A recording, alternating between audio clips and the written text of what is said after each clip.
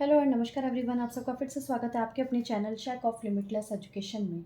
हमने डीएसएसबी के general paper math second discuss किया था और उसमें हमने फर्स्ट 10 क्वेश्चंस डिस्कस कर लिए थे प्रीवियस वीडियो में। जिन्होंने वो वीडियो नहीं देखी है वो जाके वो वीडियो देख सकते हैं। आज हम क्वेश्चन नंबर 11 से स्टार्ट करेंगे और जैसे कि हम सबको पता है कि जो जनरल पेपर मैथ्स होता है उसमें 20 क्वेश्चंस ही होते हैं। तो 10 क्वेश्चंस डिस्कस हो चुके हैं, तो आज नेक्स्ट 10 क्वेश्चंस को डिस्कस करेंगे। तो देखते हैं आज का हमारा first question, that means question number 11। The question is, what is the average of the first 13 multiples of 9? देखो फर्स्ट क्वेश्चन में हमें क्या फाइंड आउट करना है, 13 मल्टीपल्स फाइंड आउट करने हैं 9 के। जब भी आपके पास इस टाइप का कोई क्वेश्चन आ जाता है तो आप डायरेक्ट एक फॉर्मूला यूज कीजिए, that is average is equal to a into n plus 1 by 2। अब यहाँ पे हमें ये फाइंड आउट करना है कि a क्या है और यहाँ पे n क्या है। बस आपको अगर इतना ही समझ आ जाता है तो आप इस क्वेश्चन को कुछ ही सेकंड्स में बहुत ही इजीली सॉल्व कर लेंगे। तो देखिए यहाँ पे हमारे पास अब क्वेश्चन में क्या गिवन था, 13 मल्टीपल्स बताने किसके, ऑफ 9। जिसके भी हमें मल्टीपल्स बताने होंगे वो आपका क्या बन जाएगा, a बन जाएगा, और जितने भी मल्टीपल्स बताने होंगे वो क्या बन जाएगा, आपका n बन जाएगा। अब आपको क्लियर हो गया होगा कि a की वैल्यू 9 है और n की वैल्यू 13 है। तो इस वैल्यू को यहाँ पे डायरेक्ट पुट कर दीजिए। तो a की वैल्यू लिखिए 9 into n plus 1 means 13 plus 1 that is 14 by 2। Cut करेंगे तो यहाँ आ गया 7 और 7 इंटू 9 इधर आपके पास क्या आ गया 63, जो कि आपका एवरेज आ चुका है, दैट इज 13 मल्टीपल्स ऑफ 9 का। होप आप सबको फर्स्ट क्वेश्चन क्लियर हो गया होगा कि यहाँ पे जो हमारा आंसर आया that is 63, that is option number 4. Okay, now come to the next question. Now second question is, a man sells at 11% loss but he measures 88 centimeters as 1 meter. What is the gain or loss percentage? देखो इस type के question को भी solve करने के लिए हमारे पास एक ट्रिक होती है। उस ट्रिक के साथ अगर आप इस टाइप के क्वेश्चन को सॉल्व करेंगे तो कन्फर्मली कुछ ही सेकंड्स में आपका आंसर आ जाएगा। तो सबसे पहले आपको यहाँ पे क्या चीज़ समझनी है, ये चीज़ समझनी है कि आपको यहाँ पे कौन सा करेक्ट और कौन सा इनकरेक्ट दे रखा है। वो कह रहा है कि 88 सेंटीमीटर को उसने कैसे मेज़र कर लिया, एज 1 मीटर मेज़र कर लिया। ठीक है, ये क्वेश्चन में गिवन है। उससे पहले सॉल्व करने से पहले हमें क्या करना पड़ेगा, दोनों यूनिट्स को सेम बनाना पड़ेगा। तो मैं यहाँ क्या लिखूंगी, 88 सेंटीमीटर है तो 1 मीटर को भी क्या लिख सकती हूँ, 100 सेंटीमीटर लिख सकती हूँ। ठीक है, अब ट्रिक क्या है, आपको कैसे वर्क करनी है। जो भी यहाँ पे आपके पास जो इनकरेक्ट होगा, जैसे कि वो कह रहा है उसने मेज़र कर लिया 88 सेंटीमीटर को as 1 centimetre, 1 metre means as 100 centimetre. तो जो इनकरेक्ट वाला है उसको आपको ऊपर लिखना है। तो यहाँ आप लिखेंगे 100 सेंटीमीटर। आपने कितना इनकरेक्ट उसका मेज़र, यहाँ पे जो करेक्ट था मेज़र वो कितना था, 88 सेंटीमीटर, यहाँ लिखना है। अब यहाँ पे कन्फर्मली आपको कुछ ना कुछ लॉस परसेंटेज और प्रॉफिट परसेंटेज की बात भी बोलेगा। तो कह रहा है यहाँ पे जो लॉस परसेंटेज है वो कितना बोल रहा है, 11 सेंटीमीटर बोल रहा है। अब आपको क्या करना है, 100 को 100 परसेंटेज के साथ आपको वर्क करना है। अगर 100 परसेंटेज है, यहाँ पे जो आपका कॉस्ट प्राइस है 100 परसेंटेज है और लॉस परसेंटेज की वैल्यू आपके पास अगर 11 है, तो यहाँ से लॉस कितने का हो जाएगा आपके पास। तो आपको ये चीज़ फाइंड आउट करनी है, 11 का लॉस हो गया तो आपके पास यहाँ पे वो कितना रिमेनिंग रह जाएगा, सेलिंग प्राइस, दैट इज़ 89। तो अब आपको यहाँ पे ये चीज़ समझनी है कि ये दोनों कैसे वर्क करता है।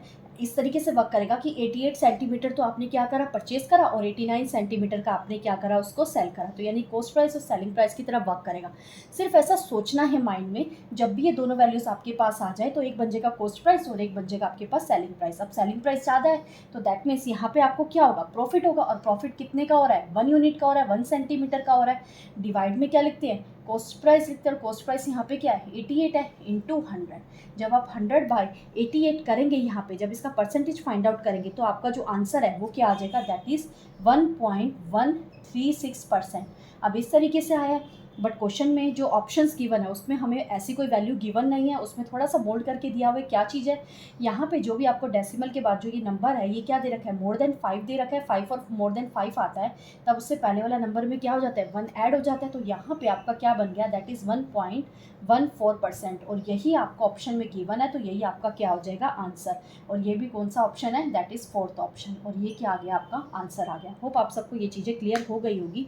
बस यहाँ पे आपको एक चीज़ माइंड में रखनी है कि क्या चीज़ है जो उसने गलती से माप लिया है उसको आपको ऊपर रखना है, दैट इज़ 100 सेंटीमीटर, और जो आपका करेक्ट है वो वैल्यू आपको एक बारी नीचे रखनी है, और एक बारी जो वैल्यू आपको लॉस परसेंटेज प्रॉफिट परसेंटेज में दे रखी है वो वाली वैल्यू लिखनी है। देन दोनों को कॉस्ट प्राइस और सेलिंग प्राइस की तरफ वर्क करके आपको अपना लॉस और प्रॉफिट परसेंटेज फाइंड आउट करना है। अगर यहाँ वाली वैल्यू ज़्यादा है तो वो आपका क्या हो जाएगा, यहाँ पे प्रॉफिट हो जाएगा, अगर वैल्यू कम है तो क्या हो जाएगा, लॉस हो जाएगा। याद रखना, पहले वाली वैल्यू आपकी मेजरमेंट वाली वैल्यू आएगी और जो सेकंड वैल्यू है आपकी लॉस और प्रॉफिट परसेंटेज वाली वैल्यू आएगी। Okay, now come to the next question. Question is, a man marks 27% profit on the cost price. He gives a 18% discount on the list price. What is the actual gain percentage? पहले question की statement को समझते हैं, हमें क्या given है। Question number 13 क्या कह रहा है क्वेश्चन में कि उसने मार्क कर दिया 27% profit on the coast price. अब कोस्ट प्राइस के ऊपर 27% का प्रॉफिट है, बट हमें कोस्ट प्राइस तो पता नहीं है, तो हम क्या कर लेंगे, कोस्ट प्राइस को पहले लेट कर लेते हैं, दैट इज़ 100।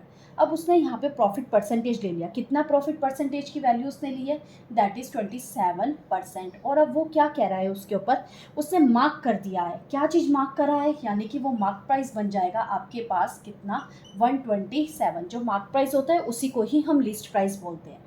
आगे क्वेश्चन में कह रहा है he gives a discount of 18%। अब उसे डिस्काउंट भी दिया है, कितने का, 18% का। अब आपको ये चीज़ माइंड में सेट होनी चाहिए, जो डिस्काउंट होता है वो हमेशा किसके ऊपर फाइंड आउट होता है, मार्क प्राइस के ऊपर कैलकुलेट होता है, और जो प्रॉफिट और लॉस होता है वो किसके ऊपर कैलकुलेट होता है, कॉस्ट प्राइस के ऊपर कैलकुलेट होता है। तो ये जो 18% आपको डिस्काउंट दे रखा है, किसका दे रखा है, 127 का दे रखा है। तो पहले हम इसका डिस्काउंट फाइंड आउट कर लेते हैं, तो डिस्काउंट परसेंटेज की वैल्यू है ना, डिस्काउंट तो नहीं गिवन, तो यहाँ से हम डिस्काउंट फाइंड आउट कर लेंगे, और वो कैसे आएगा, 18% ऑफ 127 से आएगा। यही क्या हो जाएगी आपकी डिस्काउंट की वैल्यू, ये हो गया डिस्काउंट, ठीक है। बट क्वेश्चन में हमें क्या फाइंड आउट करना है, what is the actual gain percentage. अगर आपको गेन परसेंटेज फाइंड आउट करना है, दैट मीन्स आपके पास क्या होना चाहिए, गेन होना चाहिए। गेन फाइंड आउट करने के लिए आपके पास एसपी माइनस सीपी होना चाहिए, तभी तो आप गेन यानी कि प्रॉफिट फाइंड आउट कर पाएंगे। सीपी तो आपके पास है, यस 100 है, बट एसपी कैसे आएगा इन सबको यूज़ करके, तो एसपी कैसे आएगा हमारे पास, वो चीज़ कैसे फाइंड आउट होगी। तो एसपी का हमारे पास फॉर्मूला रहता है, that is mark price minus discount.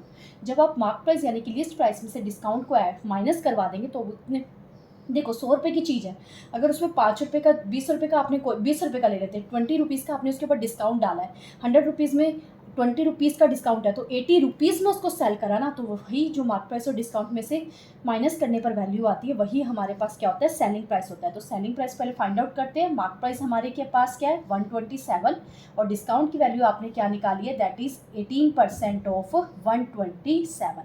Hope ये चीज़ें आपको क्लियर हो गई होगी। अब यहाँ से क्या कर लेते हैं, कैलकुलेट भी कर सकते हो आप, किसी भी तरीके से कर सकते हो, कैलकुलेशन करनी है जस्ट।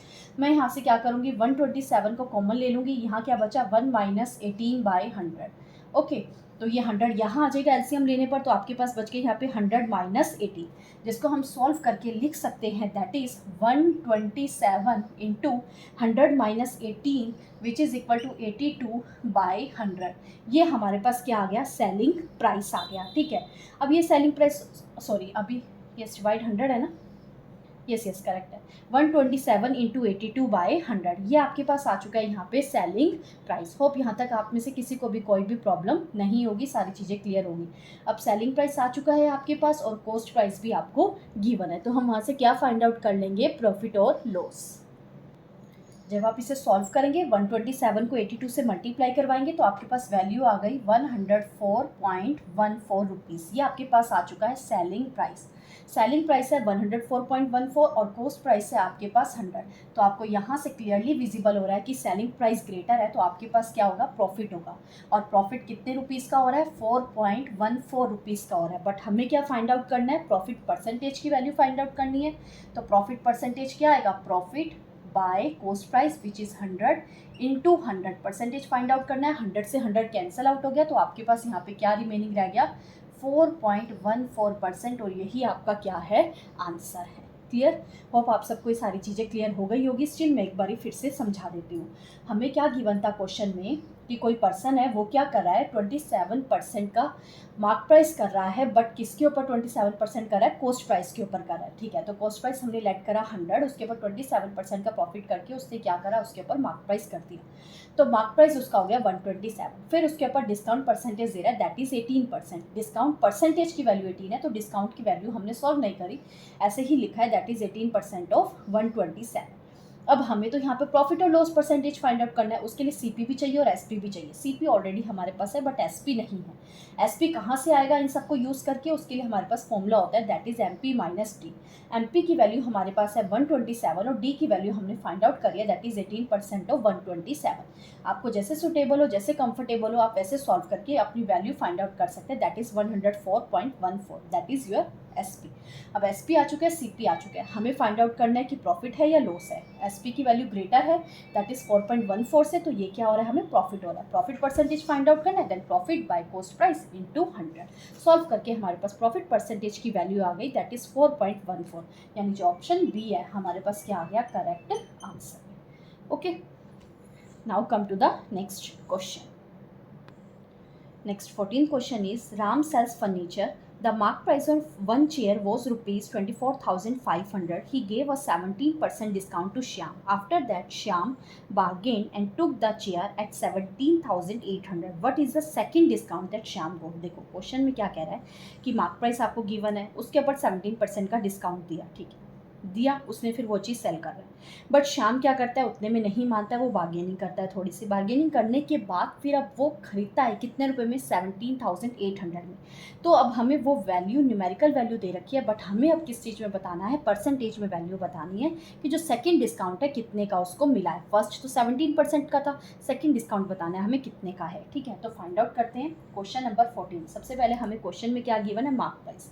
मार्क प्राइस की वैल्यू आपको गिवन है, दैट इज रुपीज़ 24,500। अब डिस्काउंट परसेंटेज, जो फर्स्ट डिस्काउंट मुझे दे रखा है, डिस्काउंट परसेंटेज की वैल्यू दे रखी है, दैट इज 17%। अब डिस्काउंट परसेंटेज दे रखा है तो डिस्काउंट फाइंड आउट कर लेते हैं। तो डिस्काउंट कैसे आएगा हमारे पास, 17% ऑफ 24,500। 20 से 20 कैंसिल आउट हो गई, 245 को 17 से मल्टीप्लाई करवाएंगे तो आपके पास आंसर आ जाएगा 4165। ये आपके पास क्या आ चुका है, फर्स्ट डिस्काउंट आ चुका है। ठीक है, अब मार्क प्राइस इतने का था, उसको इतने का डिस्काउंट दिया गया। अगर इतने का डिस्काउंट दिया गया, फर्स्ट कंडीशन के अकॉर्डिंग जो हमारे पास फर्स्ट पर्सन था राम, वो कितने में सेल कर रहा है, वो सेल कर रहा है दैट इज 24500 माइनस 4165, इतने रुपीज़ में वो सेल करेगा। अगर आप यहाँ से सब्ट्रैक्ट करवाएंगे तो आपके पास वैल्यू आ जाएगी 20,335। वो तो शाम को इतने में दे रहा था, बट शाम तो माना नहीं इतने में, उसने बार्गेनिंग करी और उसने कितने में परचेज करा, 17,800 में।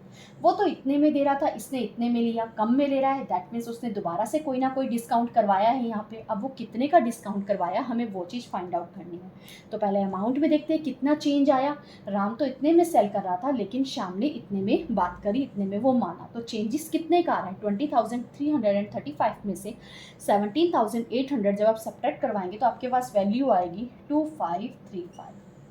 ठीक है, 2535 आपके पास वैल्यू आ गई। तो ये वैल्यू अब किस चीज़ की हुई, डिस्काउंट की वैल्यू ही तो हुई। और ये कौन सा डिस्काउंट होगा, सेकंड डिस्काउंट।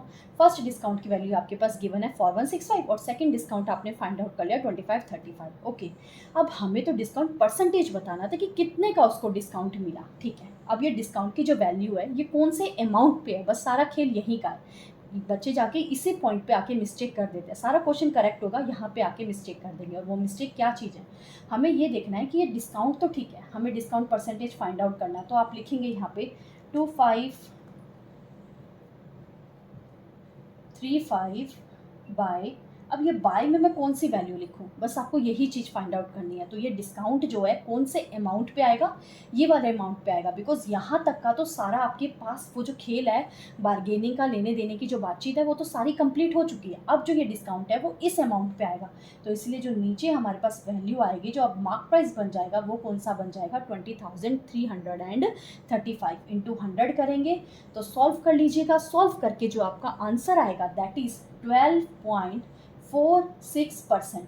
ये वाली वैल्यू आपके पास आएगी। फिर आपको चेक करना है कि ऑप्शन में ऐसी वैल्यू है, आपको पास ऑप्शन में ऐसी कोई वैल्यू नहीं होगी तो यहाँ पे जो 6 के बाद एक डेसिमल पॉइंट वो भी ग्रेटर होगा, तो इसीलिए यहाँ पे जो 4 6 है वो क्या हो जाएगा आपके पास 2.47% हो जाएगा, और यही आपका क्या हो जाएगा answer, and that is option number again D, यानी कि 4th आपका क्या हो जाएगा ऑप्शन आंसर हो जाएगा। ओके, होप यहाँ तक आप सबको क्लियर हो गया होगा, कोई डाउट नहीं होगा। स्टिल मैं एक बार ये क्वेश्चन दोबारा बता रही हूँ।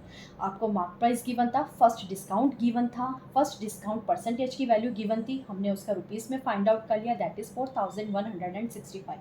अब वो तो इतना मार्क प्राइस था, इतने का डिस्काउंट दे के राम इतने में बेच रहा था, लेकिन शाम तो माना नहीं, शाम ने फिर से बार्गेनिंग करी, उसे तो एक और डिस्काउंट चाहिए था, तो उसने इतने में परचेज करा है। अब हमें ये बताना है कि वो राम तो इतने में दे रहा था, शाम ने इतने में खरीदा, तो चेंजेस कितने रुपीज़ का आ रहा है, 2535 रुपीज़ का हमारे में चेंजेस आ रहा है। अब ये तो रुपीज़ में हो गया, बट हमें परसेंटेज में वैल्यू निकालनी, परसेंटेज में निकालने के लिए इसके लिए मार्क प्राइस अब 20,000 वाला वर्क करेगा, तो 20,335 को मार्क प्राइस सेलेक्ट करेंगे, 2535 आपके पास डिस्काउंट हो गया, इंटू 100 करके आपने परसेंटेज की वैल्यू निकाल ली, that is 12.46%।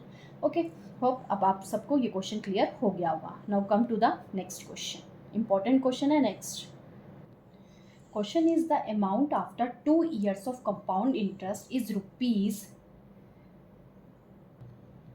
The amount after 2 years of compound interest is rupees 95,92,200 and 3 years of compound interest is rupees this.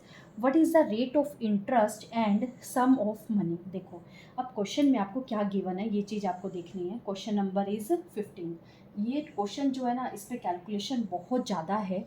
Exam में इस टाइप का क्वेश्चन अगर अटैम्प्ट कर ही रहे हो, जब आपके पास बहुत सारा टाइम हो तभी अटैम्प्ट करना चाहिए, अदरवाइज़ नहीं करना चाहिए। मैं इस क्वेश्चन को जस्ट आपको इसलिए समझा रही हूँ, अगर आपके पास कोई इससे सिंपल न्यूमेरिकल वैल्यू आती है तो कन्फर्मली आपको वो क्वेश्चन अटैम्प्ट करना चाहिए।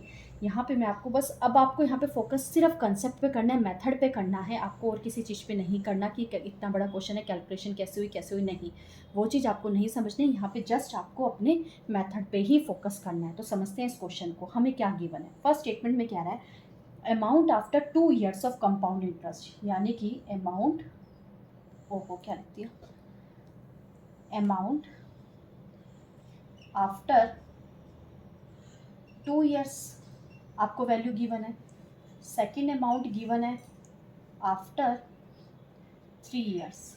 ठीक है, दो अमाउंट गिवन है। फर्स्ट अमाउंट की वैल्यू आपको गिवन है 92,200। नेक्स्ट आपको जो यहाँ पे वैल्यू गिवन है दैट इज 0503459। ये आपको दो वैल्यूज़ गिवन है, एक अमाउंट आफ्टर 2 years का और एक अमाउंट आपको 3 years का। ठीक है, आगे कह रहा है what is the rate of interest, rate of interest निकालिए और प्रिंसिपल निकालिए। अब देखो यहाँ पे जस्ट दो ही चीज़ें गिवन है और दो चीज़ें पूछ ली गई है, तो कैसे होगा ये क्वेश्चन। होप आप सबको क्वेश्चन की लैंग्वेज तो समझ आ गई होगी। तो आपको क्या चीज़ समझनी है, पहले मैं आपको बेसिक से समझा रही हूँ, फॉर्मेट समझिए। फॉर्मेट क्या था हमारा, प्रिंसिपल, रेट, परसेंट, यहाँ पे एक वैल्यू आती थी, फिर ये सेकेंड ईयर के लिए और फिर ये नेक्स्ट थर्ड ईयर के लिए। कह रहा है अमाउंट, अमाउंट की बात कर रहे हैं तो प्रिंसिपल भी इंक्लूड होगा, second year means second year के लिए ये वाली चीज़ आ जाएगी, अमाउंट आफ्टर 2 years ये वाली वैल्यू प्लस ये प्लस ये plus a which is equal to this one. फिर नेक्स्ट कह रहा है वो अमाउंट आफ्टर 3 years, 3 years की बात करें तो ये टोटल आ जाएगा, प्रिंसिपल भी आएगा उसमें और ये सारे इंटरेस्ट भी उसमें आ जाएंगे। तो ये क्या होगा आपका अमाउंट आफ्टर 3 years। अब ध्यान से देखिए, अगर मैं इन दोनों को सब्ट्रैक्ट करवा दूँ, इस 3 years वाले में से ये 2 years सब्ट्रैक्ट करवा दूँ, तो आपके पास क्या रिमेनिंग रह जाएगा, ये लास्ट वाली रो रिमेनिंग रह जाएगी। और ये लास्ट वाली रो एग्जैक्टली है क्या, यही कंपाउंड इंटरेस्ट की रो ही तो है। ये कौन से ईयर के लिए, for third year. Third year के लिए आपके पास यहाँ पे क्या आ गई, कंपाउंड इंटरेस्ट आ गया। बस आपको यही चीज़ समझनी है, amount after 2 years then amount after 3 years। आपके पास ऐसे वैल्यू आ जाती है, उन दोनों को जब आप सब्ट्रैक्ट करवाएंगे तो आपके पास यहाँ पे कौन सी वैल्यू रिमेनिंग रह जाएगी, compound interest for the 3 years। इस टाइप के क्वेश्चन में 99.9% आपको वैल्यूज़ ऐसे 1 year के गैप में ही दी होगी। ठीक है, बस आपको ये चीज़ करनी है, ग्रेटर में से स्मॉलर वाला आपको क्या करना है, माइनस करवा देना, तो आपके पास नेक्स्ट जो ग्रेटर वाला ईयर है उस ईयर का कंपाउंड इंटरेस्ट आ जाएगा। होप आप सबको ये चीज़ क्लियर हो गई है, जो मैं नेक्स्ट स्टेप करने वाली हूँ उसके पीछे क्या रीज़न है। ठीक है, तो अब नेक्स्ट स्टेप हमारा क्या है, मैं क्या लिखने वाली हूँ यहाँ पे, that is compound interest for third year.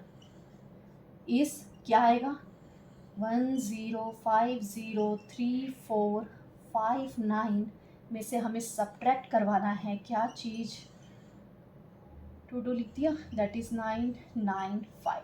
Subtract करवाएंगे तो आपके पास यहाँ पे एक न्यूमेरिकल वैल्यू आ जाएगी, और वो न्यूमेरिकल वैल्यू क्या आएगी आपके पास, दैट इज़ 911259। ये आ गया आपके पास compound interest for the third year. ठीक है, अब कंपाउंड इंटरेस्ट आ चुका है। अब ये चीज़ समझिए, यहाँ पे कंपाउंड इंटरेस्ट आ गया है। जब इंटरेस्ट की वैल्यू आ जाती है तो रेट ऑफ इंटरेस्ट निकालना भी बहुत ईजी हो जाता है। तो कैसे निकलेगा रेट ऑफ इंटरेस्ट, अब जो थर्ड रो में हमने लिखा था वो इंटरेस्ट जो होता है किसके ऊपर कैलकुलेट होता है, जो रिमेनिंग यहाँ पे होता है उन सब के ऊपर ही तो हमारा जो नेक्स्ट कंपाउंड इंटरेस्ट है वो फाइंड आउट होता है। कंपाउंड इंटरेस्ट की डेफिनेशन ही यही है कि रिमेनिंग अमाउंट यानी कि रिमेनिंग प्रिंसिपल के ऊपर जो रिमेनिंग आपके पास रह जाता है इंटरेस्ट भरने के बाद, जो फिर से जो पैसे बच जाते हैं भरने के लिए, उसके ऊपर जो इंटरेस्ट लगाया जाता है उसी को कंपाउंड इंटरेस्ट बोलता है। तो यहाँ तक जो सेकेंड ईयर तक की हमारे पास वैल्यू थी, वहाँ तक की वैल्यू के ऊपर जो इंटरेस्ट लगेगा वही तो कंपाउंड इंटरेस्ट होगा। दैट मीन्स आपके पास एक कंपाउंड इंटरेस्ट की न्यूमेरिकल वैल्यू दे रखी है, और ये सारा जो अमाउंट है आपके पास वो भी दे रखा है। तो क्या बन जाएगा, ये एज अ प्रिंसिपल वर्क करेगा। मीन्स प्रिंसिपल आपको दे रखा है, इंटरेस्ट आपको दे रखा है, तो हमें क्या फाइंड आउट करना है, rate of interest find out करना है। बहुत ईजिली सॉल्व हो जाएगा। तो रेट ऑफ इंटरेस्ट कैसे आएगा, ये जो आपके पास कंपाउंड इंटरेस्ट है 911259, ये आपके पास एज अ इंटरेस्ट वर्क करेगा, और अमाउंट आफ्टर 2 ईयर्स वाला दैट इज़ 9592200 इंटू 100, ये कैसे वर्क करेगा आपके पास, रेट ऑफ इंटरेस्ट की तरह वर्क करेगा। 20 से 20 कैंसिल। अब एग्जाम में इसको डिवाइड करने बैठोगे और आंसर भी ऐसे पॉइंट्स में दे रखा है 9, 9.0, 9.5, 9.5, कितना डिफिकल्ट हो जाएगा। एक 10 होता है, एक 15 होता है, एक 25 होता है, इस तरीके से दिया होता, फिर भी हम थोड़ा सा कर लेते। यहाँ एग्जैक्ट हमें वैल्यू फाइंड आउट करनी है, तो क्या होगा, मैंने तो कैलकुलेटर से करा है, मैं वही आपको यहाँ पे डायरेक्ट लिख के बता रही हूँ।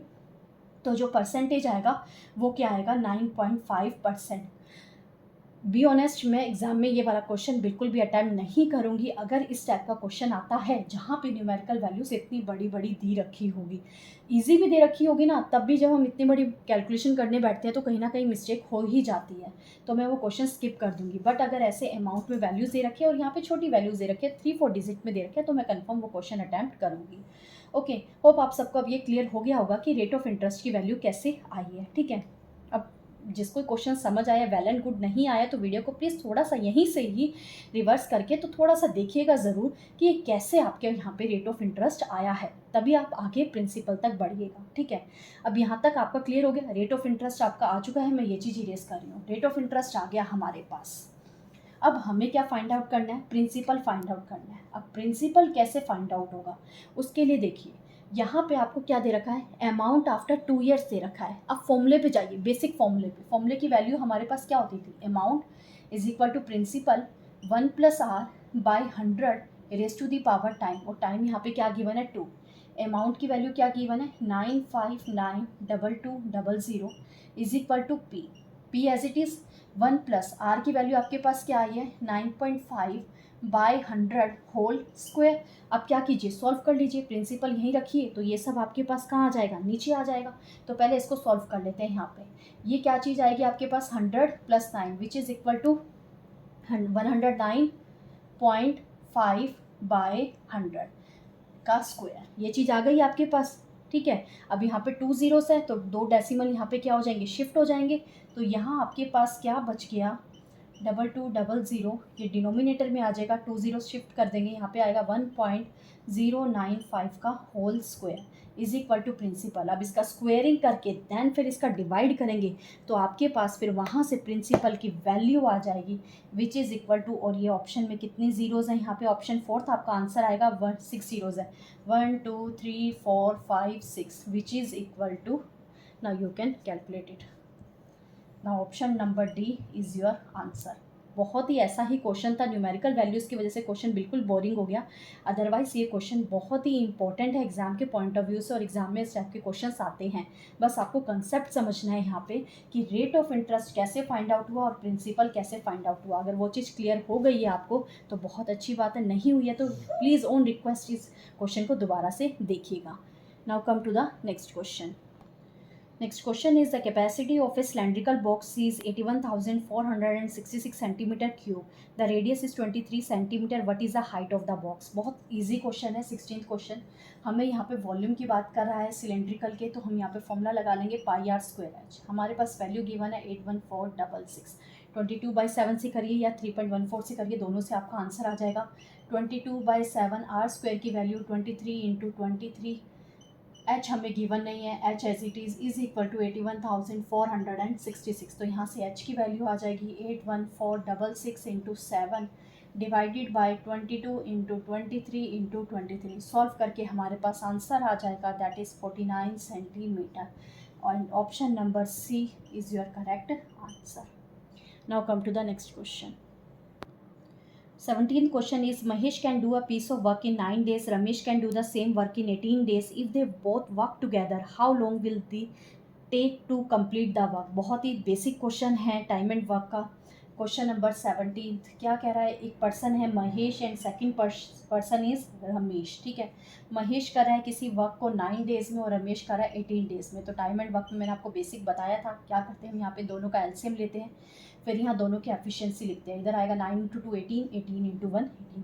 ठीक है, अब ये जो 18 है कैसे वर्क करता है, ये हमारे पास होता है टोटल वर्क. टोटल वर्क के डिवाइड में हम क्या करवा रहे हैं? एफिशिएंसी. अब एफिशिएंसी किसकी लिखेंगे? क्वेश्चन में कह रहा था कि दोनों ने मिलके काम किया है, तो दोनों ने मिलके काम किया तो दोनों की एफिशिएंसी को ऐड करेंगे. 2 + 1 = 3.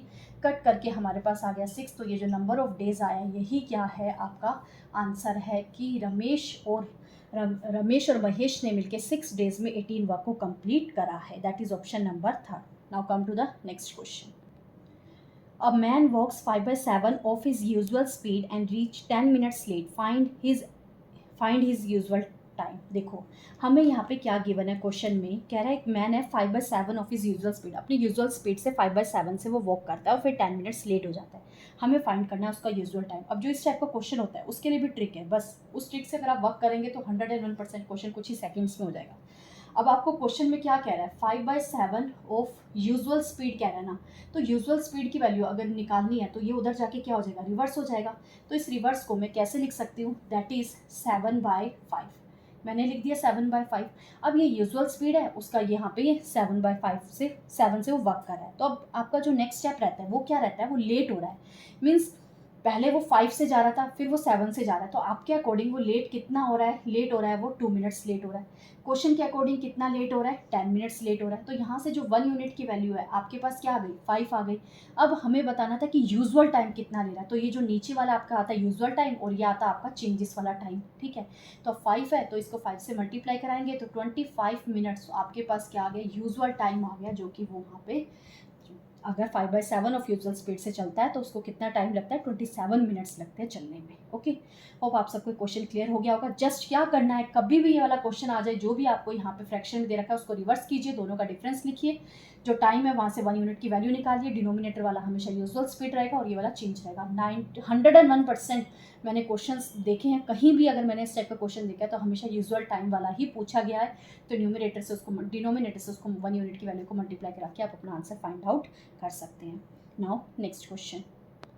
Question is the pie chart shows the land cultivation distribution among the crops. If the total cultivation has been 10,000 tons, then how much is the cultivation of maize and bajra? देखो अब वो कह रहा है कि total cultivation आपको दे रखा है 10,000 टन का, बट हमें किसका फाइंड आउट करना है? मेज और बाजरा का. अब देखो इस क्वेश्चन में आपको कैसे देखना है कि यहाँ पे आपको डिग्री में वैल्यू दे रखी है या परसेंटेज में दे रखी है, जैसे भी दे रखी है तो वो वैल्यू आपको उसी के ऊपर ही कैलकुलेट करनी है. यहाँ पे अब आपको डिग्री में दे रखा है. अब टोटल सर्कल का जो डिग्री होता है वो कितने डिग्री का होता है? 36 डिग्री का होता है. तो डिनोमिनेटर में आपके पास आ गया 36 डिग्री. अब मेज़ और बाजरा की बात करा था तो टोटल यहाँ पे मेज़ और बाजरा का आपका कितना है? 132 डिग्री है. इनटू आपको यहाँ पे किसका निकालना है? वो जो ये डिग्री है किसकी निकल रही है? 10,000 टन्स की निकल रही है. इसके ऊपर आपने वर्क करना है. तो इसको सॉल्व करेंगे आप, 0 से 0 कैंसिल आउट करेंगे. यहाँ पे 6 की टेबल पे जा रहा है. 6 into 2 again 6 into 2 6 is 36, 2 3 the 6 and 11 again 3 से यहाँ पे कट कर लेंगे. तो आपके पास जो यहाँ पे डेसिमल में आंसर आ जाएगा दैट इज 3,666.67 टन. आपके पास क्या आ जाएगा? आंसर आ जाएगा. ओके, सिर्फ यहाँ पे जो मेन चीज़ समझने वाली थी कि डिनोमिनेटर में आपके पास क्या आएगा? 360 डिग्री आएगा. Now next question. last 20th question is the graph shows the year on year production of sugar. In how many years the production of sugar has decreased by more than 10% over the production in previous year. कह रहा है कि कितना ऐसे हमें बताना है कि ऐसे कितने ईयर्स है जिसमें डिक्रीज हो रहा है more than 10% over the production in previous year, पिछले साल से, कि उसका जो डिक्रीज है वो 10% से ज़्यादा। डिक्रीज वर्ड पे भी ध्यान देना और 10% मोर पे भी ध्यान देना, तो आपका क्वेश्चन हो जाएगा। अब देखो यहाँ पे जो आपको ग्राफ में वैल्यूज़ गिवन है 20th क्वेश्चन में, वो वैल्यूज़ कैसे गिवन है, पहले तो अपने ग्राफ पे फोकस कीजिए। फर्स्ट वैल्यू 488 गिवन है, नेक्स्ट वैल्यू 431 गिवन है, तो यहाँ पे वैल्यू क्या हो रही है, डिक्रीज हो रही है। ओके, तो फर्स्ट वैल्यू हमारे पास आ गई 488 टू 431, फिर 431 टू 520 इंक्रीज हो रहा है, कंसीडर नहीं करेंगे बिकॉज हमें डिक्रीज वाली वैल्यू देखनी थी। नेक्स्ट 520 टू 630 नहीं करेंगे कंसीडर, 630 टू 597, यस ये वाली वैल्यू हम क्या करेंगे, कंसीडर करेंगे। तो आपके पास आ गया 630 टू 597 सेकेंड वैल्यू। अब 597 टू 601 अगेन आपके पास ये वैल्यू क्या करिए, यहाँ पे डिक्रीज करिए, तो ये वैल्यू हमें यहाँ पे कंसीडर करनी है। अब दो वैल्यू तो हमारे पास डिक्रीज वाली आ गई। अब इन दोनों में से हमें ये चेक करना है कि इन दोनों में से कौन सी वैल्यू है जो 10% से ज़्यादा का हमें डिक्रीज शो कर रही है। 10% से ज़्यादा का बताना है, हो सकता है दोनों करियो, हो सकता है एक करियो, या फिर कोई भी ना कर रहा हो। तो अब हमें वो चीज़ फाइंड आउट करनी पड़ेगी। तो फर्स्ट केस पहले सॉल्व कर रहे हैं। फर्स्ट केस में हमारे पास 480 टू 431 जा रहा है, तो कितने का डिक्रीज हो रहा है, दैट इज 57 बाय कितने में से 488 इंटू 100। यहाँ से आप एक परसेंटेज की वैल्यू फाइंड आउट कर लेंगे, और ज़्यादा भी आपको यहाँ पे डिवाइड करके न्यूमेरिकल वैल्यू ज़्यादा भी फाइंड आउट करने की ज़रूरत नहीं है। आप कुछ डेसिमल तक भी सॉल्व करके, डेसिमल से पहले तक भी आप सॉल्व करके पता कर सकते हैं कि आपकी वैल्यू 10 हो रही है या 10 से ज़्यादा हो रही है या नहीं। सेम ऐसे ही सेकंड वैल्यू 630 टू 597 आ रहा है, तो कितने का चेंज हो रहा है, 33 का चेंज हो रहा है। यहाँ क्या लिखेंगे, 630 इंटू 100, ये ईजी दिखाई दे रहा है, पहले इसी को सॉल्व कर लेते हैं। 3121, तो यहाँ पे क्या आ गया आपके पास 1100 बाई 21। इसे जब आप सॉल्व करेंगे तो क्लियरली आपको विजिबल हो जाएगा कि ये चीज़ तो भाई 10 से छोटा नहीं बना रही है, 10 से छोटा बना रही है, ज़्यादा नहीं हो रहा है, तो ये तो हो गया यहाँ से रिजेक्ट। तो आपके पास कौन सी वैल्यू बची, 57 बाई 488। इसको चेक कर लीजिएगा, श्योरली आपकी वैल्यू जो है 10% से ज़्यादा आएगी। तो आपका आंसर क्या है, 1 आंसर है। कैसे, कितने ऑप्शंस है जो 10% से ज़्यादा का डिक्रीज दिखा रहे हैं, तो वो हमारे पास एक ही ऐसा ऑप्शन है। तो 1 आपके पास आंसर हो जाएगा, दैट इज़ ऑप्शन नंबर 4। तो ये क्या हो गया आपका आंसर। बहुत ही अच्छे क्वेश्चन थे आज के। मैंने जैसा कि प्रीवियस क्लास में भी आपको बताया था, जो DSSB के TGT मैथ्स के जो जर्नल पेपर होते हैं वो बहुत ही अच्छे लेवल के होते हैं, चाहे TGT मैथ्स हो या PGT मैथ्स हो, उन सबके जो मैथ्स के पेपर होते हैं बहुत ही अच्छे होते हैं। उन क्वेश्चंस को करना बहुत ही इंपॉर्टेंट है। अगर उन क्वेश्चंस को आपने अच्छे से कर लिया, तो अगर आप किसी और स्ट्रीम के भी हैं तो कन्फर्मली आप वाले स्ट्रीम के क्वेश्चंस भी बहुत ईजिली अटैम्प्ट कर लेंगे। तो इसलिए इस सीरीज़ को करना मत भूलिएगा, इन क्वेश्चंस को रिवाइज करना मत भूलिएगा। मैं जितना भी पॉसिबल हो पाएगा आप सबको बताऊंगी। और हाँ, अगर आज की क्लास एट लास्ट अगर पसंद आई हो तो वीडियो को लाइक करना मत भूलिएगा, और चैनल पे फर्स्ट टाइम आए तो चैनल को सब्सक्राइब करना भी मत भूलिएगा। तो मिलते हैं नेक्स्ट वीडियो में नेक्स्ट टाइप के एग्जाम के साथ। Thank you.